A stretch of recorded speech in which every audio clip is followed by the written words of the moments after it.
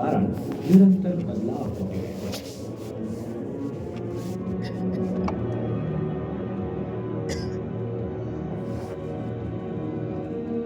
शुक्र आकार में पृथ्वी से दुगना है, पर इसका घना कार्बन डाइऑक्साइड वायुमंडल, सल्फ्यूरिक एसिड से भरे बादल और भट्टी जैसा तापमान हमें यही जताता है कि भविष्य में कोई भी मानव या रोबोट्स इस पर सबसे आखिर में जाना ही पसंद करेगा।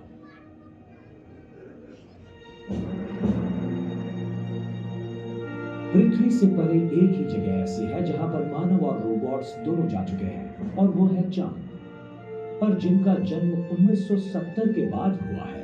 उनके लिए तो मानव चलित चंद्र यात्राएं ऐतिहासिक घटनाएं हैं। हाल ही में चांद के ध्रुवों पर पानी जमकर बर्फ होने की खोज के कारण भविष्य में अन्वेषण और औद्योगिकीकरण की संभावनाएं बढ़ गई हैं।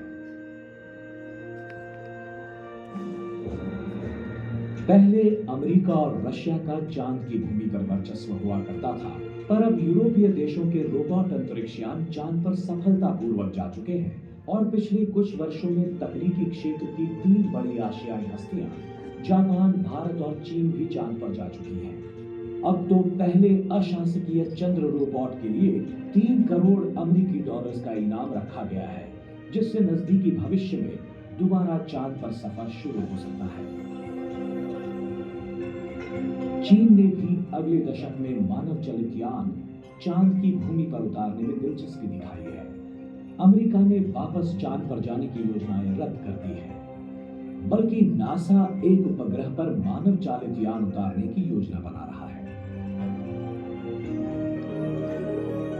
जापानी अंतरिक्ष यान हायाबुसा ने एक उपग्रह के कुछ सूक्ष्म सैंपल इकट्ठा किए और उन्हें लेकर वो 2010 में पृथ्वी पर लौट आया।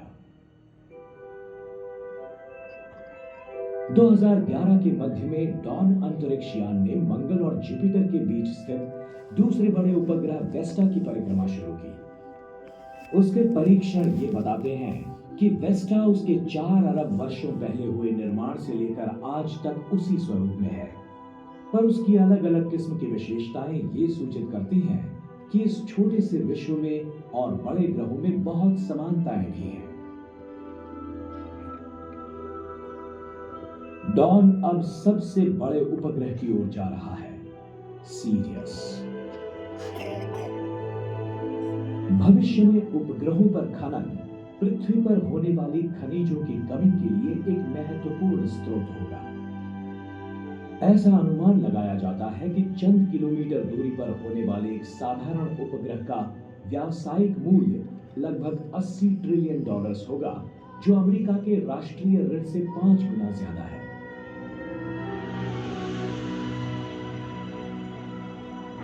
उपग्रहों से मिलते जुलते पर थोड़े से अलग होते हैं धूमकेतु।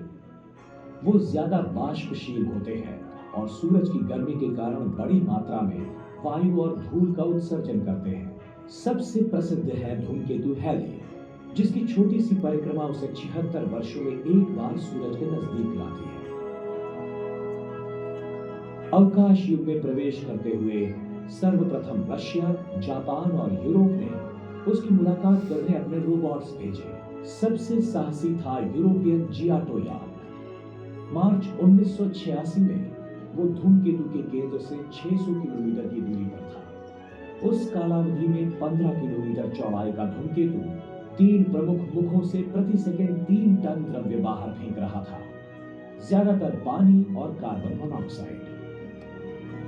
जियाटो ने धूमकेतु से निकलते उस मलबे के करीब 12,000 आघात झेले, और फिर एक बड़े आघात से यान गिर गया और उसका कैमरा टूट गया।